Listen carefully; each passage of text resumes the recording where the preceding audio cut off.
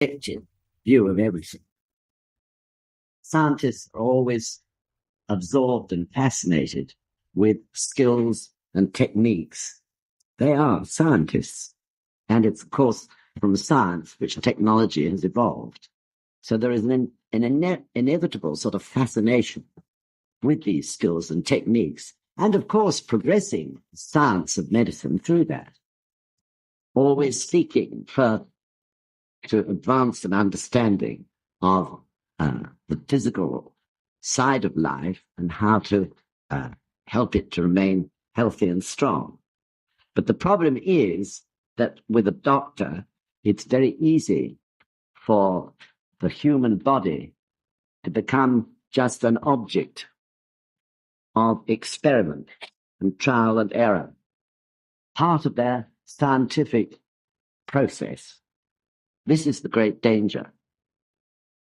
Just an object which is there to satisfy their seeking mind, but with no thought to the fact that that body is in fact a human being and has a spirit and feelings and so on. So they try out various drugs and surgical techniques on the human body. There are cries about animals being used for experiments in medicine, but in truth, the human being in recent years has been used for experiments too. And we all have heard ghastly stories of people being given drugs which the doctor knew little about and which have had the most fearful side effects and cause untold misery and unhappiness as a result. Quite recently, I was talking to Christopher Bowie, who, as you know, is recently qualified as a doctor. And he has been doing his period as a houseman in, as they call it, in hospitals, where they're dealing every day with human beings who are coming in with one sort of trouble or another, or their bodies injured and damaged through accidents and so on. And he said his great struggle, I think to his surprise, has been how to always keep in one's mind that this isn't just an object that you've got to use your scientific knowledge on, but it's in fact a human being with a spirit and feelings and sensitivity and so on. So, of course, in Buddhist terms, it is the struggle, isn't it, between the world of learning and absorption or partial enlightenment and the world of Buddha and Bodhisattva. So this, you know, has been his great struggle to overcome that tendency to look at that human being lying on a bed or a stretcher as just another object and to realize it is a human being. Of course, this is great that he's having this struggle right at the beginning of his practice as a doctor, because he'll win the battle in the end, challenging it as he is through his practice with utmost sincerity. He'll win it, and once he's won it and is able to look at all human beings who enter that hospital or come into his surgery in the future in that way, once he's overcome this negative, destructive tendency, which afflicts all doctors, all medical people, Lisa's nodding her head over there, then, of course, he will not regress, so long, of course, as he keeps practicing this Buddhism strongly. So even in the British Army, which, as you know, I was in for a long time, we used to say at the staff college, where I taught at one time, that once an officer or soldier began to talk about bodies, how many bodies are we to move from A to B tomorrow in making a plan, then that person was no use as an officer or as a responsible person in the British Army anymore. Once he got in the habit of talking about bodies, in other words, he wasn't considering that person the humanity which existed in each one of those bodies. And we were really strict on that point, because bodies are people. And once one realizes that, one wouldn't go on talking about bodies, in fact, anymore. So the authors, Toynbee and Ikeda, both totally agree that the humane approach of the doctor, which once existed and now doesn't exist, is the great problem. And it was contained in this first short paragraph which Sandra read through. The body and the spirit are intimately connected. In terms of Buddhism, as we've discussed on a previous lecture, this is through the principle known as Shiki Shin Fumi. Shiki meaning physical aspect of life, Shin meaning the mind or the spiritual aspect of life, and Funi, which is actually short for Nini Funi, which means two but not two. Shiki Shin Funi, one of the great fundamental principles of Buddhism. Shiki, physical side of life, Shin, spiritual aspect of life, and Funi, two but yet not two. In other words, inseparably affected by each other. So the body, if it's unhealthy, the suffering inevitably infects the mind and the spirit.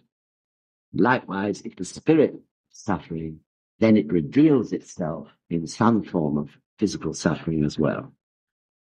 So, Shikishin Funi, in other words, is a principle which is, though the doctors know it not, at the foundation of what's called psychosomatic medicine, which covers both body and spirit. So it's no good treating the body, in fact, unless you also treat the spirit. This is the point.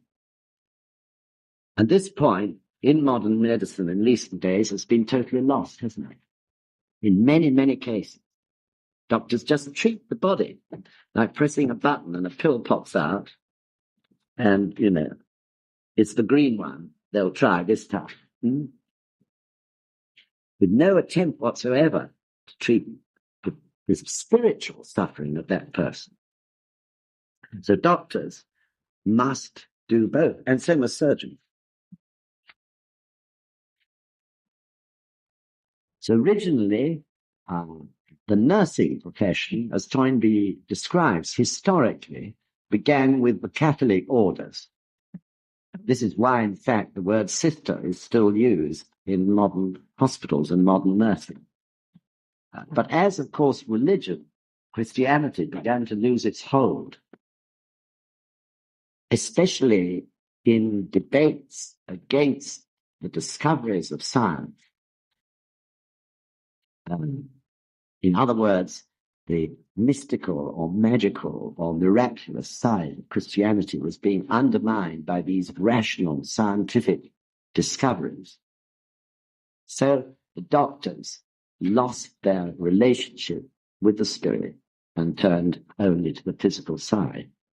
So I should think Florence Nightingale must have turned over and over again in her grave. She must be dizzy by now with the awful things that have gone on since she died, whenever it was, nearly 100 years ago, she was active. And actually, this situation has arisen mainly since the two world wars, since World War I, when it all began because of the unbelievable slaughter of millions and millions of human beings. So as a result of that, a sort of mass production technique had to be developed to treat the physical side of people's sufferings, injuries of all sorts of terrible types. These bodies, using that word deliberately in this case, constantly coming back from the front line, tens of thousands being killed in the space of 5 or 6 days. This presented an unprecedented problem for the medical profession, and they had to develop a sort of pipeline, a sort of moving belt system where these people could be treated in huge numbers in the best way possible in the time available. So it was there that this lack of feeling for the spiritual side of life began to grow in the medical profession, and they were looking more and more and more at techniques to deal with the numbers of people who had to be treated. Mass surgical techniques and coping, in fact, with what was mass slaughter. So this was a far cry from the good old family doctor. I think I talked about it before in one of the lectures, but my own memories as a small boy of our family doctor, who was such a wonderful person and was totally dedicated. And his wife, too, was totally dedicated to what he was doing. And she totally supported him in the very strenuous life that he had to lead, giving literally his whole life for the sake of his patients. So he was not only a doctor, a GP, but he was also definitely my mother's counselor. You know, if she was distressed in any way, she would go to him for treatment, if you like, or guidance. And he always found the right word to say. My father totally trusted him. He was the most important part of our family. And he really was an expression of the Bodhisattva state, absolutely at his best. So that sort of person, gradually, speaking in a general sense, gradually disappeared from the medical profession. Though, of course, there were great exceptions. So we really lost something incredibly precious. However, happy to say, I think there are an increasing number of people in the medical profession now who are really feeling that this has to be changed, and who are understanding totally that something vital is missing. So really, of course, what doctors need, when you come to think about it, is a great philosophy, isn't it, on which to base their actions. They need a philosophy of life. They need to understand Shikishin Funi and the other great principles of life which are contained in Nichiren Daishonin's Buddhism. If there were more and more doctors like that, and who had that philosophical rock on which they could stand and base all their actions, then the need for psychologists and so on, and psychiatrists, and indeed the psychotherapy and all the rest of it would probably disappear. Psychotherapy has come in because the GP is no longer doing his job in that spiritual sense, really. So, of course, such people will be needed for research, for scientific research, but not, I think, anywhere near so much for action as the case today. So Nichiren Daishonin's Buddhism, as you know only too well, explains the mechanics of life. That is to say, the unseen mechanics, not the physical mechanics, the spiritual mechanics of life. And through that great principle of Shiki Shin Funi, everything is contained in that. So definitely I would say, wouldn't you, that Nichiren Daishonin's Buddhism was the best religion for doctors. Don't you think so, Natalie? So, good, as I say, there is a trend nowadays to seek other ways from the system of drug taking, which has been the background for medicine for some time now, and alternative ways of practicing medicine are being sought by people in great numbers. This is a good sign, but unfortunately, like all things with human beings, people can tend to go over the top from one extreme to another extreme. And I think we see that today a good deal. And I've seen and met, and probably you have too, people on the most severe dieting symptom. Macrobiotics are one of these very extreme methods of dieting. And when you look at them, they're green. Their complexion is green, or an awful sickly yellow color. Dreadful sight. They walk around like skeletons. Men who were reasonably sort of plump and healthy looking, with necks like, mine's getting old now, with necks like turkeys, Terrible, but I mean, we laugh, but it's true. This is the other extreme, isn't it? And extremes are never any good. People can't find the way of perfect balance in medicine or in the treatment of their physical side of life any more than they can find that middle way in all sorts of other areas of their life. There are people on health foods who are groping, of course, to find a way to be healthy, but they don't understand really what's in those health foods. There are shops full of them.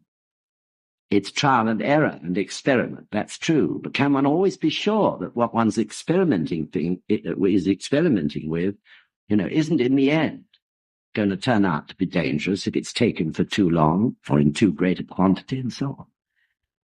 Groping in the dark, really. Trying to treat ourselves, but with a lack of knowledge, which could cause us trouble. And then on the other end of the tail of the whole story, of course, you've got the national health system with people overusing it, people becoming so sensitive, that the moment they get a slightest tremor or, the smallest tummy ache or something rather, they go rushing off to the doctor the next morning because it doesn't cost them anything. So it's really, we're in a mess. And those of you who are in the medical profession or in the nursing profession, I'm sure, when you look at it all in the light of Nichiren Buddhism, can see that. And I think you have an incredible mission in the future to step by step help to change all this. So in fact, of course, what is missing is balance. It's missing in the mind of the doctor and the surgeon often. It's missing in the mind of the patient who's trying to treat himself or herself. The balance, which is the middle way. The point which Sensei most emphasized, didn't he, in the poem addressed to the NSUK members. Balance. And it's this practice that actually enables one to find that balance always. Because, as described by the principle of the three truths, Ketai, Kutai, and Chutai. Ke, Ku, and Chu, or Ku, Ke, and Chu, whichever way you like to look at it.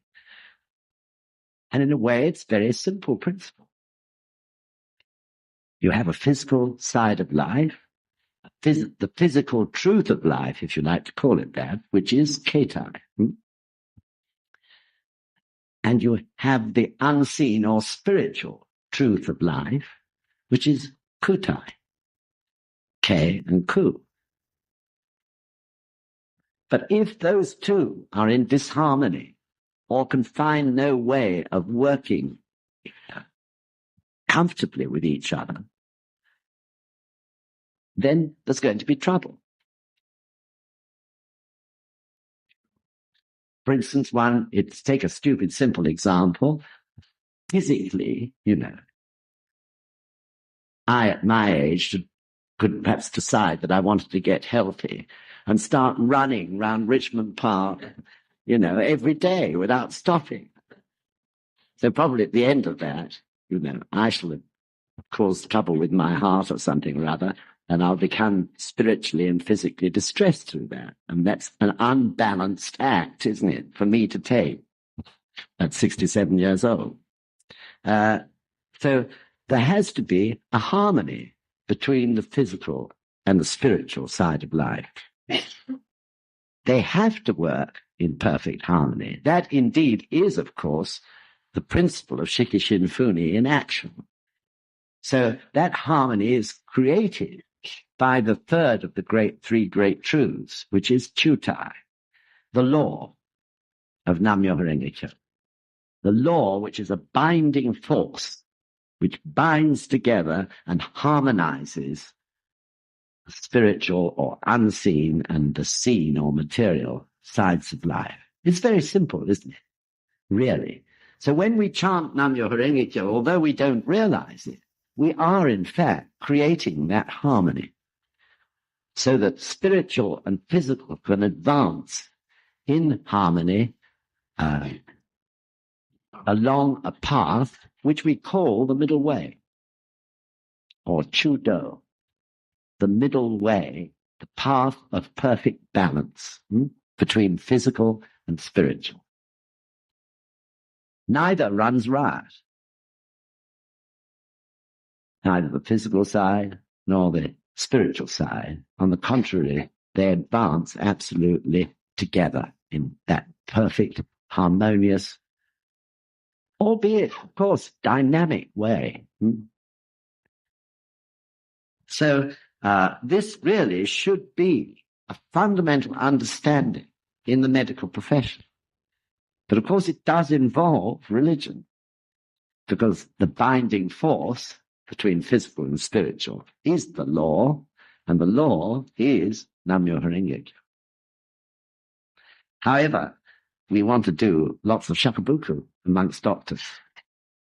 Of course, there are thousands of doctors practicing in Japan, and more they're coming to take action based on their philosophy of Nichiren Daishonin and the practice of Nichiren Daishonin. This is a great thing, and our doctors' group is still very tiny, but for sure it will grow, just like our education group is growing. So this is another wonderful shining light, in a way, at the end of the tunnel for the future. I think it's very interesting that in China, I don't know whether they still do, I think so, but in China, you pay the doctor when you're healthy. This is a marvelous idea, isn't it? You get your treatment free, but you pay him all the time you're healthy. This is really the right way around when you think about it. And of course, it ensures the doctor is then dedicated towards the general health and welfare of the patient. Really, this country, however, aside from that, we have to develop great doctors basing their lives on Chudo, the middle way, and knowing how to do it. So I think anyone in the medical profession, that's the way of doing shakubuku, to explain to your friends, this principle of the three great truths of life. In a way, it's so simple and so dramatic. So going on from that general aspect, the two authors then talk about organ transplantation. When they were having this dialogue, one has to bear in mind it was 1972 and 1973.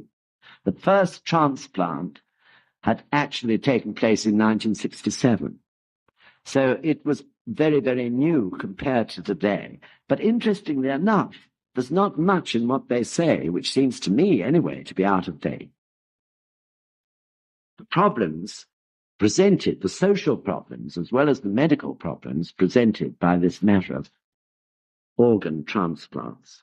And all those problems arise, of course, because of the essential need to uphold the dignity of human life. This is what is the basis from which these various problems arise. So just to run through them for our interest, because this is a very crucial matter so far as medical science is concerned in the future. The first problem is how to judge when a donor of a particular part of the body is dead. Because certainly if you take heart and liver transplants, the heart and the liver must still be living. So how do you carry out that judgment? This is a very, very serious and difficult problem. Bearing in mind the part that has to be transplanted must be alive. And the second serious problem is the fact that evidence has shown over the years the number of rejects from a part of someone else's body transferred to another person. So often, in the end, the body rejects it. Why is that? I think there is some evidence to show that in the case of twins, Sandra's a twin, in the case of twins, there is more likelihood of that part being accepted on a permanent basis by the other twin who's received it. That's an interesting point, isn't it? You can't, it emphasizes actually the incredible danger of tampering with life itself, or the danger of distorting life through giving a part from someone else with a different nature and a different character and a different personality. And these rejections, I'm sure, bound to be because of that. No account can be taken of the type of life, the spiritual nature of the life, as well as the physical nature of the life, and whether that part that's being transplanted truly matches that. Then, following those 2 points, which are now quite common problems, one gets to the much more, in a way, horrendous aspects of transplanting. The possibility of transplanting brains. What sort of disaster in terms of disharmony and distortion could such an act bring about, in fact, on an individual? The possibility of what's called cloning. Cloning is breeding from particularly healthy types of people. And you know, this is, although one is horrified at the thought of that, treating human beings like someone trying to develop a particularly good sort of cabbage, for example, through breeding always from the plants of the best. I mean, it's a horrifying thought, but nevertheless, Hitler did it. Hitler actually began to establish sort of, not training camps, rest camps, I think you might call them, where specially selected, particularly physically great-looking German young men and young women were put together to breed. So, you know, they were on the tail of it, even then, so many years ago. So cloning is a possibility. And then the other possibility is actually crossbreeding, like you crossbreed animals. Crossbreeding human beings in order to produce specific types of human beings. It's like a horror film, the very thought of it, isn't it? But nevertheless, such things are becoming more and more a possibility in medical science. And that, of course, leads to the greatest horror of all, which is the problem of power over human life. That is to say, a doctor or a group of doctors who could carry out such things as cloning, or a government who decides to do it, or a dictator, or whichever way you look at it. It involves the problem of power, the power of an individual or a group of individuals over human life itself. Gives one the shivers to even think of it. And I'll ask Sandra at that point to read on page 89 what President Decatur said about this great problem. Medical science has been able to make great forward strides because general science provided it with effective methods of examining diseases. Science, however, contains within its very nature a marked proclivity for viewing all things objectively, holding them at arm's length and dissecting them with the scalpel of reason. When treated scientifically, the natural world becomes something isolated from itself. It has then no more than an objective existence.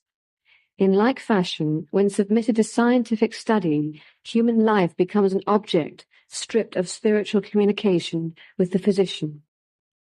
Under such circumstances, the physician naturally regards human life as something purely material. Doctors become nothing more than expert technicians. The nature of the psychological influence this attitude has on a doctor was vividly related to me by a physician of my acquaintance. He told me that often, after a number of years of working as a surgeon, the doctor finds that the patient lying in the bed before him ceases to seem to be a living human being, becomes only a material body. The more deeply imbued in a scientific way of thinking the doctor becomes, the more his mind is exposed to the danger of regarding humans as mere physical entities. The inescapable dilemma of modern medical science is this. Science itself alters the personalities of the doctors who must employ its knowledge and skills, and, at the same time, robs those doctors of respect for life. Although medical science requires a cool, rational basis of science, it must also manifest warm human sentiment. There must be the desire to regard the life of another human being as something subjective and a mental posture that venerates spiritual communication among people. So for these reasons and more, Sensei objected to transplants and still does in a general sense, because the problem of defining death when a person is actually dead, and also because of the evidence of so many rejections. And what he called for, and I understand that of course people are always researching and experimenting on this, was to produce artificial livers or other organs which can be used rather than an organ from another living human being. So let's hope that time comes, and let's hope that the medical profession is really doing all it can do in order to create these artificial parts which can be used. I don't know whether any of our doctors here could say anything about that point, about the research that's going on artificial parts. Anyone know? No? No news? It's a good point to find out about what is being done about it, because of the dangers of using live, living parts. So also in the book written with Dr. Wilson called Human Values in a Changing World, the subject of transplants was also discussed. You've got a handout there with John, but I'll ask Sandra just to read it. This is President Takeda. We must be very cautious about future developments in medical science, because in addition to brain transplants, a number of techniques could, if put into practice, have irreversible and not necessarily beneficial consequences. Among them are the cloning of living beings, including human beings, crosses between human beings and other animals, and attempts to control the brain by means of chemicals. The path which physicians have followed in the past leads us to suspect that their future attention will be concentrated almost entirely on technology. As you have pointed out, devotion to technical skill and improvement, when this is put before everything else, can make the patient a sacrificial victim instead of a living human being in need of understanding and help. This can have perilous consequences for all mankind. In other words, I believe that there is a line that must not be crossed thoughtlessly between the desire to verify the possibility of a certain medical technique and the actual implementation of that technique. Some of the things that are possible from the medico-technological viewpoint are harmful to individuals and perhaps to all humanity. Consequently, representatives not only of the medical science field, but also of society at large, ought to examine scientific advances and proposals, and when it is deemed necessary, call a halt to developments in patently dangerous directions. Medicine exists not for the sake of its own advancement, but for the sake of mankind. The patient is there to be helped and cured, not to serve as experimental material. The time has come for all of us to re-examine medicine from this standpoint.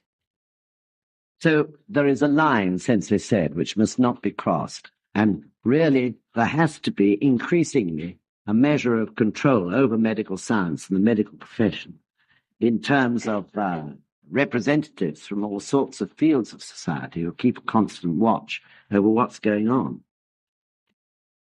When you think about it, when I was writing this lecture, how crossbreeding, even if you take in terms of plants, actually produces something which is not as rich in a spiritual sense as the original. If you take a rose, crossbred roses may be more brilliantly colorful almost unnaturally brilliant in a way for a rose in that physical sense. But what they usually lose is the perfume of a rose. And the perfume of a rose is ku, the spiritual side. The color is ke, the physical side. So to me, this is a very meaningful point. If this transplantation, for one reason or another, or worse still, cloning or crossbreeding should ever come about, what will be produced will be something which in the end, even though it may look all right, is out of a horror movie. And of course, this is why not only Sensei, but others are becoming so deeply concerned about it, how to control it. So the beautiful rose with these almost unnatural, vivid colors, but in other ways, shiki. The perfume of a rose is shin, but the perfume disappears, often, usually. So it makes shivers go down one's back when one thinks of all the various ways in which medicine could go wrong. However, I'm sure a good sense of human beings will in the end keep it under control. So who will be the watchdogs? We come back, same point. It must be the general public, and their feelings should be expressed freely, of course, through the media. And, more important still, through the democratic system. Always in all these lectures, we come back to this point of using the democratic system in a proper manner, of citizens using it and not failing to do so. And through using it, of course, it'll become polished and become a better and better system in itself. If human beings don't use the democratic system, then it'll become rusty and dirty and impure. They have to use it. So this, to me, is the key point, and perhaps one of these days we should really try to begin to attack or think about this problem in much more detail. How we can possibly lead some sort of campaign, not a political campaign, but a campaign to make people use the system to the full. This is an interesting point which no doubt some of you can think about, because it's through that system that the public have to express their firm opinions and demand, for example, that if there was a tendency towards using transplants in the wrong way, that it is stopped, no matter what. And this is really, after all, the responsibility of a good citizen, isn't it? So I feel this is a point we've really got to reflect on. It's constantly coming up, whatever aspect of society we study in this New Century group. So it's now 2 minutes to 2, and probably a good time to have a break. And what time do we start again Sunday? About 20 past? 2:15. 2:15-ish. Ish. But not too ishy. Okay, thank you. No, I got halfway through according to the page numbers too. Going a bit at a time.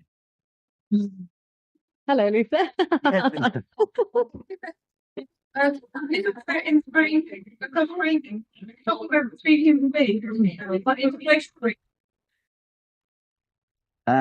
Just one point which has been mentioned to me, which might cause confusion. Crossbreeding, I'm not just talking about the natural crossbreeding which occurs. I'm not talking about that. For example, I'm married to a Japanese lady. We could have children who would be partly Japanese and partly English. That's not the crossbreeding I'm talking about. I'm talking about crossbreeding for the purpose of producing something which is better or more beautiful, or so the person thinks, so the doctor or surgeon thinks, than is normal. Do you follow?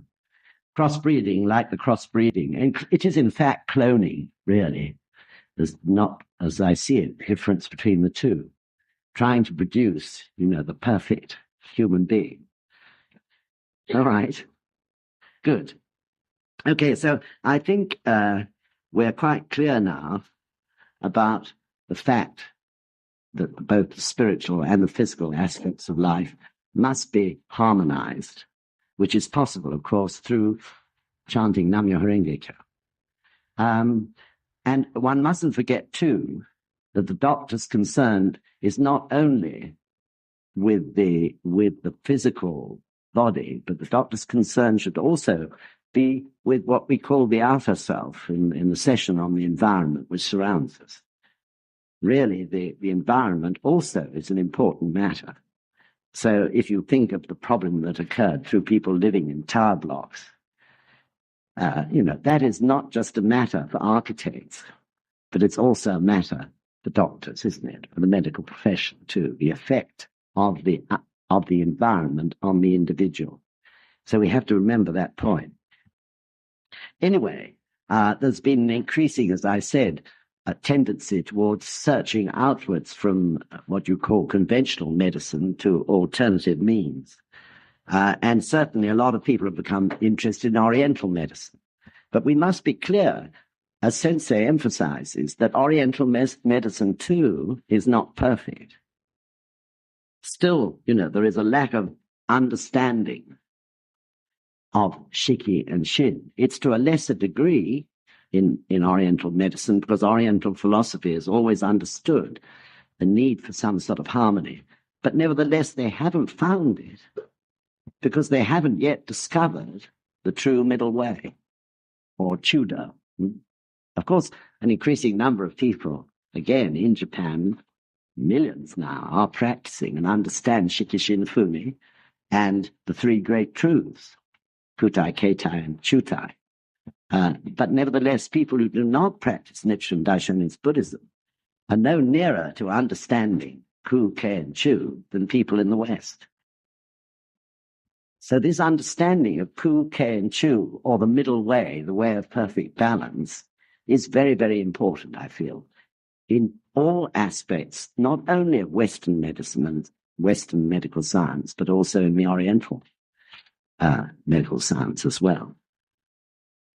So in other words, what is needed is wisdom, and tons of it. Wisdom in abundance, isn't it, in the medical profession. And that wisdom, of course, involves an understanding of what we call life force. There is a lack of understanding of life force in conventional medicine, and in some cases, too, in alternative medicine, though perhaps one could say that in alternative medicine there is a better understanding. Homeopathy, for example, does understand something about life force.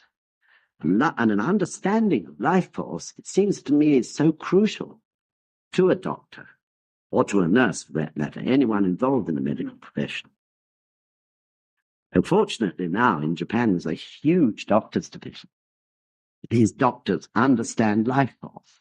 They conducted this amazing experiment a few years back now in one of the main hospitals in Tokyo, where they took patients all suffering from a similar disease, say cancer, and those patients were all at a similar level of suffering from this disease. It advanced to a similar sort of point.